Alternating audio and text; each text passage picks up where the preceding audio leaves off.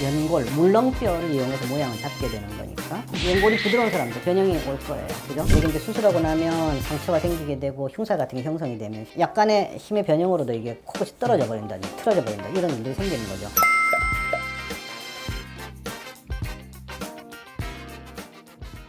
안녕하세요, 백승준입니다.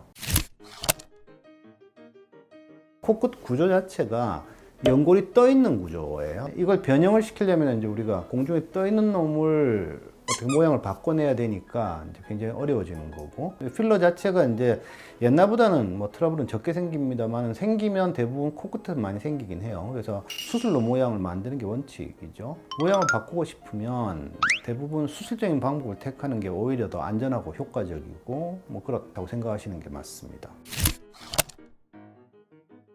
굉장히 다양한 이유들이 있을 텐데, 자, 보통 코끝에 연골을 이렇게 두 개가 떠 있는데 공중에 떠 있는 거를 바꾸려면 뭔가 단단한 게 붙잡아 줘야죠. 이제 그때 중간에 축을 잡아 주는 거예요. 그때 사용하는 게 주로 이제 비중격 연골이나 귀연골 같은 것들을 이용해 가지고 축을 잡아 주게 되는 건데, 만일 축이 단단하게 형성이 돼 있다면 제 위치에 딱 고정이 돼 있겠죠. 근데 이제 이게 우리가 주로 쓰는 게 연골, 물렁뼈를 이용해서 모양을 잡게 되는 거니까 연골이 부드러운 사람들 변형이 올 거예요. 그죠? 또 어떻게 균형을 잡았나에 따라 다르겠죠. 예를 들어서 기둥이 탄탄하고 위치가 잘 잡혀 있고 안정적이면 변형이 거의 안 올 텐데, 부드러운 기둥으로 끝에만 살짝 올렸다 이렇게 되면, 예를 들어서 이제 대표적인 케이스가 비중격 연골의 끝만 이렇게 연장술을 해가지고 수술을 하는 경우가 있는데, 그 경우에 이 기둥 전체가 굉장히 힘이 약하게 되는 거니까 되게 이제 수술하고 나면 상처가 생기게 되고 흉살 같은 게 형성이 되면 약간의 힘의 변형으로도 이게 코끝이 떨어져 버린다든지 틀어져 버린다 이런 일들이 생기는 거죠.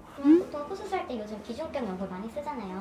이게 그래도 연골 중에서 단단하게 사용하잖아요. 이 단단함도 개인마다 차이가 있나요? 당연히 차이가 있죠. 자, 일단 사람마다 두께나 강도 이런 건 전부 달라요. 특히 큰 매부리코 이런 분들은 굉장히 단단하고 두꺼운 거 하면, 또뭐 코끝을 만져봤을 때 연골이 있나 뭐 이 정도로 부드러운 여자분들 있죠. 그런 분들은 대부분 비중격 연골이 굉장히 연하거든요. 그 다음에 나이도 영향을 받아요.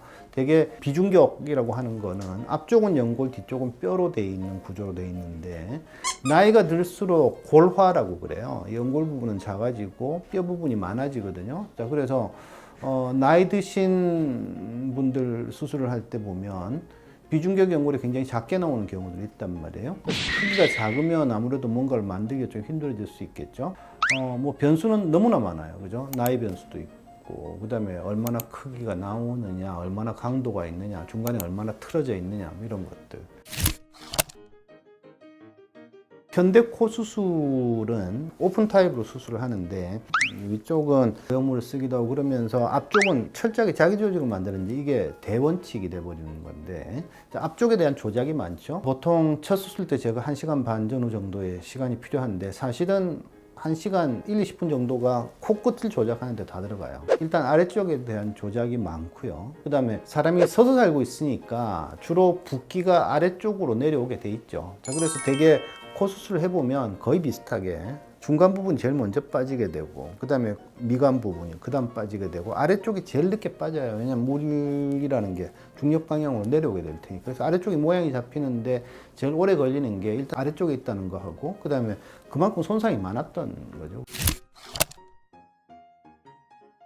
코끝이 낮은데 축을 세웠다 그러면 당연히 단단하게 될 것이고, 그러면 뭐 돼지코도 뭐든 코끝이 잘 안 움직이게 돼요. 심지어 아주 예민하게 느끼거나 보는 사람들은 웃을 때 코끝이 안 움직이는 것까지 이렇게 미묘하게 눈에 띄는 경우가 있을 정도거든요. 자, 그렇게 되는데 반대로 코끝이 웬만큼 높은데 모양을 살짝 변형시킨 경우는 당연히 코끝이 어느 정도 움직임이 있게 되는 거죠. 그래서 무조건 안 된다, 무조건 된다 하는 것보다 어느 정도로 변형을 시켰느냐, 어느 정도로 안정적으로 만들어내느냐, 재료가 얼마나 단단하냐, 거기에 따라 가지고 다 다르시겠죠. 그리고 돼지코가 잘 되면 수술이 잘 된 거예요. 그런 거는 아니에요. 그건 절대 아니라고 생각합니다. 나는 어차피 수술하는 거 모양이 이뻐야 돼 라고 생각한다면 자유롭게 움직이는 거는 조금 손해를 보는 수밖에 없을 거고, 아니야 난 자유롭게 움직이고 표시가 안 나는 게 훨씬 좋아 같으면 아주 이쁜 모양을 만드는 건 조금 포기해야 될 수도 있어요. 뭐 둘 다 잡는 경우도 있겠지만 대부분은 이게 보상관계에 있는 거니까 절대적인 기준은 아니라는 거예요. 그죠? 자유롭게 잘 움직이면 수술이 잘 된 거다. 그거 아니에요.